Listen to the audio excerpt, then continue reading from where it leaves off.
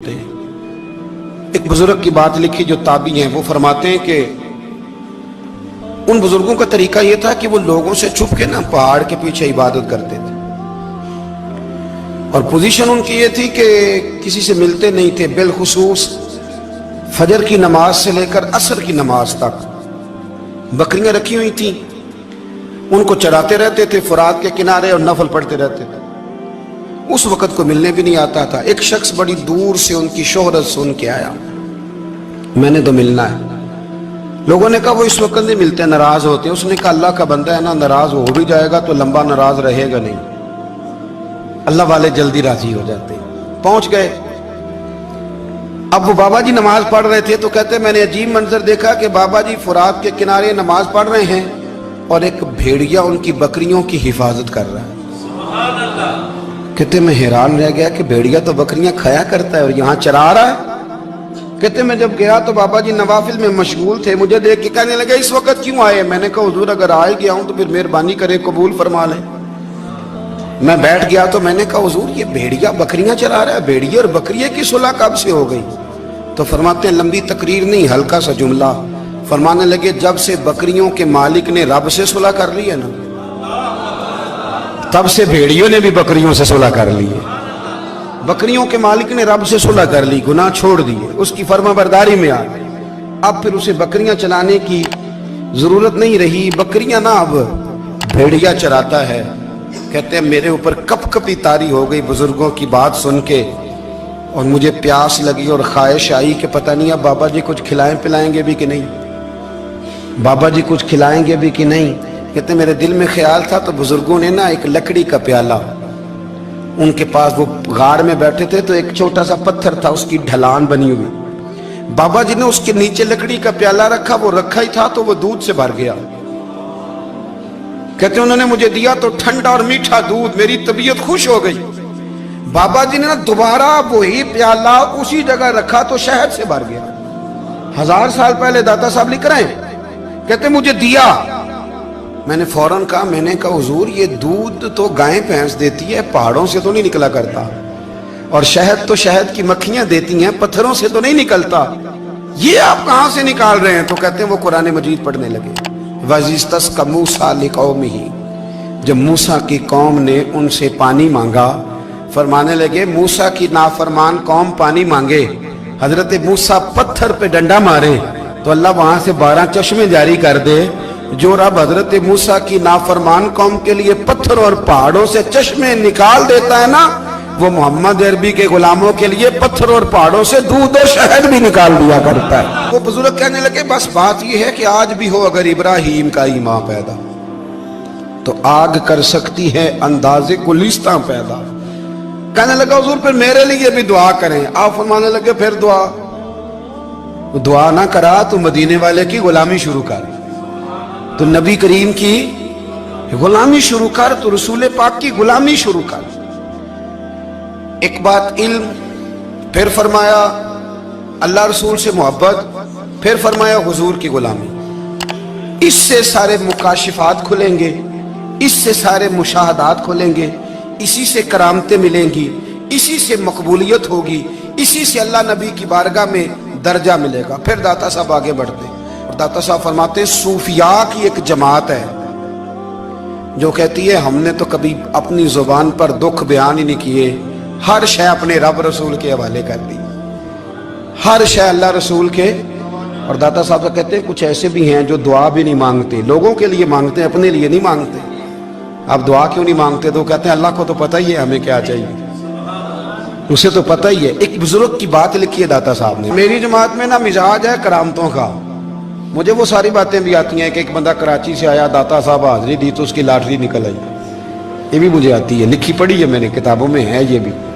एक बंदा, ये सारी बातें ना आती हैं करामतों में, बड़ी सारी चीजें लोग बयान करते हैं कि मैं वहां आया और मैंने हाजिरी दी तो मौज लग गई, ये सारी बातें आती हैं। हमारे पुराने बुजुर्ग और भी किस्से सुनाया करते थे, सारी हमें चीजों का पता, पर जो उन्वान है ना वो हजरत शेख अबू नूर कहते हैं कि एक बंदा दाता साहब के मजार पे घूम रहा था, दाता 10 रुपए दे, 10 रुपए दे, 10 रुपए दे। तो एक बंदा बड़ी देर से उसे देख रहा था, वो कहने लगा दाता ने तुझे क्या देना है, इधर आ मैं दूँ। उसने 10 दिए, बंदा बड़ा हसीन था, हंस पड़ा, कहने लगा दाता तेरे भी सदके जाऊं। दिन आने लगा तो मुनकर से ही दिलवा दिए, जो नहीं मानता उसी से दिलवा दिए। वो बड़ा परेशान हुआ, मैं और चक्कर में था इसलिए मेरे ऊपर ही जड़ दी है बात। कहने लगा दाता तेरे सदके जाऊं। तो ये सारी बातें किताबों में मौजूद हैं, लोगों ने अपने अपने मुशाहिदात जो जिसके साथ पेश आया उसने बयान किए हैं। बहुत सारी बातें काबिले बयान हैं, पर जो उन्वान है मैं उस पर रहना चाहता हूँ। दाता साहब रहमतुल्लाह अलैह फरमाते हैं हमारी तालीमात हैं कि अपने दुख दर्द दुनियादारों से बयान नहीं करने, सवाल का दरवाजा लोगों के सामने खोलना। अल्लाह वालों से कहेंगे कभी कहना होगा तो दुनियादारों से कहना। कहते हैं शेख अहमद नाम के बुजुर्ग थे, सारी जिंदगी किसी को काम नहीं बताया, सारी जिंदगी बड़ी मुश्किलात आई, पर कभी अपनी जात पर सवाल का दरवाजा नहीं खोला। एक ऐसी मुश्किल आई कि जो हल ही नहीं होती थी। किसी ने उन पर कोई इल्जाम लगा दिया। अबू मुस्लिम नाम का एक बादशाह था, उसकी हुकूमत थी, उसने पकड़ के कैद में डाल दिया। अब कैद में है, जुर्म लग गया है, फर्दे जुर्म आयद हो गई है, जेल में है। लोग कहने लगे हजरत जी अपनी सफाई में कुछ कहें, और मानने लगे सारी जिंदगी बंदों से कुछ नहीं कहा। अल्लाह रसूल को पता है मैं बेगुनाह हूं, मुझे कहने की जरूरत नहीं। दाता गानी बख्श अली हजवेरी ने लिखा है, दाता साहब कहते हैं तू यकीन कामिल तो पैदा कर, तू ईमान तो पुख्ता कर। दाता साहब कहते हैं वो अबू मुस्लिम जो बादशाह था वो नेक आदमी था, उसे रात को ख्वाब में नबी करीम की जियारत नसीब हुई, और हुजूर सैयद आलम सल्लल्लाहु अलैहि वसल्लम फरमाने लगे तूने अल्लाह का एक नेक बंदा जेल में डाल दिया, डर नहीं आता, वो तो बेगुनाह है। बादशाह आधी रात को खुद उठा। दादा साहब फरमाते हैं किसी गार्ड को नहीं भेजा, पुलिस वाले को नहीं भेजा, जेलर से नहीं, खुद गया, जाके जेल का दरवाजा खोला, दरवाजा खोल के उस दरवेश को आजाद किया। कहने लगा बाबा जाओ, मुझे पता चल गया आप बेगुनाह है। बाबा जी सलाम करके जाने लगे तो बादशाह फिर आगे आया, हाथ बांधे, हाथ चूमे, कहने लगा हुजूर आप बड़े नेक हैं, मेरे लिए कोई हुक्म हो तो बताइएगा, मेरे लायक को खिदमत हो तो बताइएगा। तो शेख अहमद फरमाने लगे तुझे अभी भी समझ नहीं आई,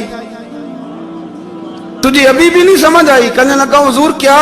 फरमाने लगे जो तहज्जुद के वक्त तुझे उठा के मुझे रिहा करने भेज सकते हैं वो मेरी कोई जरूरत बाकी रहने देंगे? मुझे कोई जरूरत पड़ेगी किसी और को कहने की? जो तहज्जुद के वक्त तुझे उठा के भेजते हैं कि जा खोल जाके दरवाजा, वो जरूरत रखेंगे मेरी? जरूरत मुझे रहेगी कि मैं तुझे और कोई काम? अभी भी तुझे समझ नहीं आई? तो दाता अली हजवेरी रहमतुल्लाह अलैह फरमाते हैं असल में हमारी तबीयत है, हमने बंदों से दिल लगा लिया है। दिल अल्लाह रसूल से लगाओ, किसी बंदे से लगाना तो उससे लगाओ जो अल्लाह वाला हो।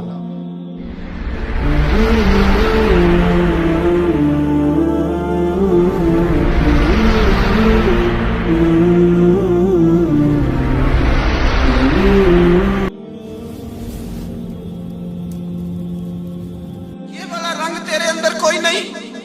अबू सुफियान आए उन दिनों जिन दिनों हालात बड़े कठिन थे, इख्तलाफ शिद्दत का था। अबू सुफियान आए हुजूर की बारगाह में। आए किस लिए? मक्के में कहत पड़ गया है, बारिश नहीं होती। उधर उस समामा बिन असाल यमामा कबीले के सरबराह कलमा पढ़ के मुसलमान हो गए। सारी गंदम उस कबीले से आती थी। समामा कहने लगा तुम मेरे मुस्तफा को नहीं मानते, कोई गंदम नहीं, भाग जाओ। एक बारिश कोई नहीं, दूसरी गंदम कोई नहीं। अबू सुफियान तड़प के दरे रसूल पे हाजिर हुए। अभी थोड़े दिन गुजरे हैं, ओहद में हुजूर के दांत शहीद किए। अभी थोड़े दिन गुजरे हुजूर को सताया है। अभी थोड़े दिन गुजरे हजरत अमीर हमजा का कलेजा निकाल के चबाया है। अभी थोड़े दिन गुजरे हजरत अनस बिन नजर की गर्दन काटी। अभी थोड़े दिन गुजरे अब्दुल्ला बिन जहाज के टुकड़े किए। अभी थोड़े दिन गुजरे हुजूर को सताया है, तड़पाया है। पर हजरत अली शेर खुदा फरमाते मैं मानने वाला उस रसूल का हूं, इसके दांत शहीद हो गए। ओहद के अंदर सारी दाढ़ी लहू से भर गई। फरमाते मैं रो पड़ा और मैंने कहा महबूबा अब नहीं मुझसे बर्दाश्त होता, दुआ करें अल्लाह इन पे अज़ाब नाज़िल करे। उठाए हाथ, आप दुआ करेंगे तो अल्लाह तबारक व तआला दो पहाड़ियों में पीस डालेगा। हजरत अली कहते हैं मैंने अर्ज की तो हुजूर ने हाथ उठाए और दुआ क्या दी, अल्लाहुम्मा हदी कौमी फइन्नहुम ला यअलमून। ऐ अल्लाह मेरी कौम को हिदायत दे दे, ये जानते नहीं ये क्या कर रहे हैं। अल्लाह इन्हें हिदायत दे। یہ اخلاق حسنہ کا معیار. تھوڑے دن پہلے حضور کے ساتھ یہ رویہ. ابو سفیان اب بے حال ہو گئے, بچے بھوک سے مرنے لگے, جانور پیاس سے مرنے لگے.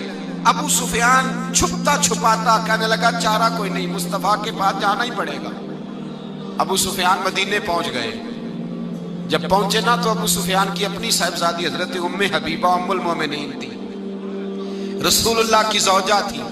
ابو سفیان جب آئے تو حضرت ام حبیبہ کے پاس سیدھے ان کے گھر گئے بیٹی سے ملنے. حضور کا بستر بچھا ہوا تھا. حضرت ام حبیبہ حضور کی زوجہ ام المومنین بستر بچھا ہے. ابو سفیان بیٹھنے لگے, جناب ام حبیبہ کہنے لگی ابا جی ٹھہر جائیں. وہ ٹھہرے تو بستر سمیٹ دیا. کہنے لگے بیٹی شاید تیرے گھر میں کوئی قیمتی بستر نہیں, غربت چھپانے کے لیے بستر سمیٹ رہی ہو. جناب ام حبیبہ کہنے لگی ابا تو مسلمان نہیں نہ ہوا, ابھی تیری سوچ کافروں جیسی ہے. تو یہاں آ کے کھڑا ہونا جہاں میں کھڑی ہوں, پھر تجھے رسول اللہ کی محبت کے رنگ کا پتہ چلے. تو ابھی کھڑا وہاں ہے جہاں تجھے کفر ہی کفر سنائی اور سجائی دیتا ہے. بستر اس لیے نہیں سمیٹا کہ معاذ اللہ کم قیمت تھا, میں نے اس لیے سمیٹا ہے کہ تو نجس ہے, ناپاک ہے, ابھی کلمہ نہیں پڑھتا. اور یہ اس رسول کا بستر ہے کہ جو بستر میں موجود ہوتے ہیں تو جبریل امین قرآن لے کے تشریف لے آتے ہیں. ذرا وجود اس قابل نہیں کہ یہاں بٹھایا جائے. نبی پاک صلی اللہ علیہ وسلم کی بارگاہ تک ابو سفیان آئے.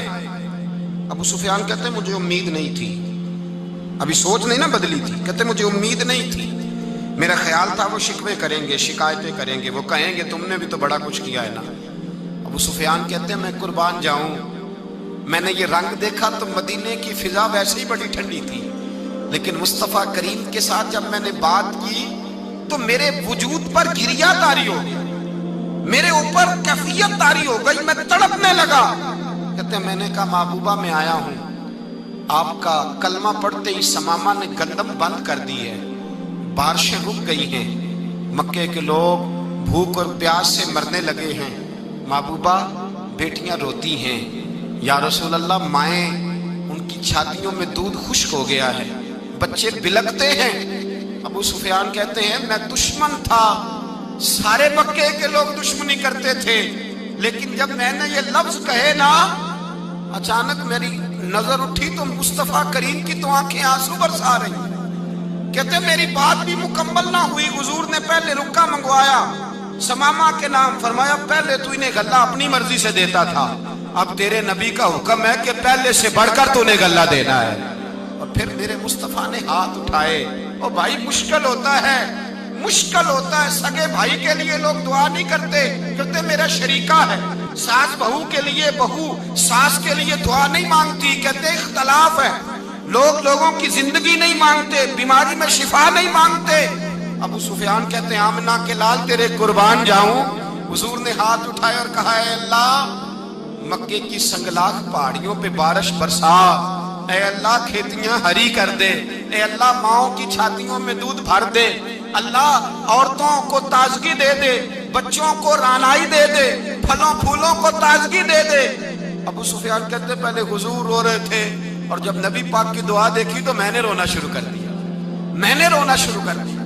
کہتے واپس آیا تو وہ احساس کہ یار یہ میں کس شخص سے مل کے آیا ہوں, یہ کس قسم کے آدمی سے مل کے آیا ہوں, یہ کیسا رنگ ہے, یہ کس قسم کا انداز ہے کہ جس کو میں پتھر مارتا رہا وہ میرے لیے دعائیں لے کے بیٹھا ہوا ہے, جس کو ساری زندگی ستایا ہے وہ میرے بچے کے لیے روتا ہے, میری بیٹی کے لیے اس کی آنکھ میں آنسو ہیں, وہ ہمارے لیے تڑپ رہے ہیں. میرے بھائیوں, ابو سفیان کہتے ہیں پھر دوسرا جلوہ میں نے تب دیکھا جب حضور مکے آئے, اور میں تو آخر تک لڑنے آیا تھا نا, حدیبیہ تک. کہتے ہیں جب رسول پاک مکے آئے اور حضور نے اعلان معافی کیا تو بنتا تو یہ تھا کہ مجھے سزا ملتی, لیکن میرے مصطفیٰ کریم نے فرمایا جو ابو سفیان کے گھر میں چلا جائے گا میں اسے معاف کر دوں گا. کہتے ہیں میں نے کہا یہ میرے لیے کس قسم کی سزا تجویز کی ہے کہ میں عمر بھر دشمنی کرتا رہا اور یہاں رنگ عجیب ہے. حضور نے میرے لیے ہی اعزاز لکھ دیا, فرمایا جو ابو سفیان کی حویلی میں داخل ہو گیا میں نے معاف کیا. ابو سفیان کہتے ہیں پتہ نہیں کتنے پردے تھے جو اٹھ گئے, پتہ نہیں کتنی منزلیں تھی جو طے ہو گئی, پتہ نہیں کتنے جلوے تھے جن کا نظارہ ہو گیا. اور میں نے غور سے چہرہ دیکھا تو میری آنکھوں سے پٹی اتر گئی اور مجھے عبداللہ کے یتیم بیٹے کے پیچھے محمد رسول اللہ کے جلوے نظر آنے شروع ہو گئے۔ اخلاقی قدریں جب موجود رہتی، یہاں تو لوگ مرے ہوئے شخص کو مارتے ہیں، یہاں تو سڑک پر کتنی گراوٹ ہے اور کتنا گر گیا ہے، اخلاق ان لوگوں کا ایکسیڈنٹ ہو گیا ہے، ٹرین کی پٹری سے اتر گئی ہے، چیخ و پکار ہے، آہیں ہیں، تڑپنا ہے، رونا ہے، سسکیاں ہے، ماں کا بازو کٹا ہے پر وہ چیختی ہے ذرا میرے بیٹے کا پتہ کرو، باپ کی آنکھوں میں ریت پڑ گئی ہے پر وہ تڑپتا ہو میرا بیٹا تھا، چیخ و پکار ہو رہی ہے۔ پر ظلم ہے اس قوم کا کہ جو بچانے والے آئے ہیں وہ پہلے آتے ہی ان کی جیبیں ٹٹول رہے ہیں، ان کے بٹوے دیکھ رہے ہیں، گری ہوئی عورتوں کے، یہ آپ اٹھا کر دیکھیے اخبارات، عورتوں کے گری ہوئی عورتوں کے کانوں سے بالیاں نوچی گئیں اور ان کے کان تک کٹ گئے۔ یہ اس قوم کا حال ہے۔ اقبال کہتے ہیں جنہیں آتا نہیں دنیا میں کوئی فن تم ہو اور بیچ کھاتے ہیں جو بزرگوں کا کفن تم ہو۔ تم وہ لوگ ہو جو کفنوں پہ سودے کرتے ہو، جو قبروں پہ سودے کرتے ہو۔ لوگ تجارتیں کرتے ہیں، اخلاقی پستی کا یہ عالم کہ لوگ قبروں پہ سجدے کرتے ہیں، بیٹے بیچ کے دہیز خریدتے ہیں۔ غریب کی بیٹی روز تڑپتی ہے، روتی ہے، روز سسکیاں لیتی ہے کہ کہاں سے وہ دروازہ کھلے گا جب میں بھی جب سہاگن ہوں گی، جب میرا باپ بھی عزت کے ساتھ مجھے رخصت کرے گا۔ اور غریب آدمی بیٹی کی شادی کے بعد اتنا دکھی رہتا ہے، وہ بھی کم ہی لوگ جانتے ہیں، وہ بھی وہی لوگ جانتے ہیں جو اس منظر سے گزرتے ہیں۔ ہمارا اخلاقی معاملہ اس قدر زیادہ تباہی کا شکار ہے۔ میرے مصطفیٰ کریم سید عالم نور مجسم صلی اللہ علیہ وسلم جذبات کا خیال رکھتے، احساسات کا خیال رکھتے، تصورات کا۔ او بھائی، اس سے بڑا اخلاق کا مظاہرہ کہاں سے لینے جاؤ گے؟ کہ آمنہ کے لال فرماتے ہیں میرا دل کرتا ہے نماز لمبی پڑھاؤں، نماز اللہ کی نماز، دل کرتا ہے لمبی نماز پڑھاؤں، میں لمبی لمبی سورتیں تلاوت کروں، میں کھل کے رب کریم کا قرآن پڑھوں، میں اللہ تبارک و تعالیٰ کے قرآن مجید کے ذائقوں میں کھو جاؤں۔ لیکن حضور فرماتے ہیں نماز میں کسی بچے کے رونے کی آواز آتی ہے، کسی بوڑھے کی ہائے کی آواز آتی ہے، کسی بیمار آدمی کی ہائے کی آواز آتی ہے۔ نبی پاک فرماتے ہیں میں اللہ کی نماز چھوٹی کر دیتا ہوں، اللہ کے بندوں کا خیال کرتا ہوں۔ میں رب کی نماز چھوٹی کر دیتا ہوں، رب کریم کے بندوں کا خیال کرتا ہوں۔ خدا کے بندے تو ہیں ہزاروں، بنوں میں پھرتے ہیں مارے مارے، میں اس کا بندہ بنوں گا جس کو خدا کے بندوں سے۔ میرے حبیب کریم سید عالم صلی اللہ علیہ وسلم نے فرمایا اللہ کریم نے بندے کو، مخلوق کو پیدا کرنے سے پہلے جو تحریر سب سے پہلے لکھی تھی نا، اللہ نے اپنے پاس جو جملے سب سے پہلے لکھے تھے بندے بنانے سے بھی پہلے، وہ فکر یہ تھے کہ ان رحمتی سبقت اعلی غضبی، رب کریم نے لکھا تھا بے شک میری رحمت زیادہ ہے، میرا غضب زیادہ نہیں ہے۔ اس نے لکھا تھا کہ میری رحمت ہمیشہ میرے غضب پر غالب رہے گی۔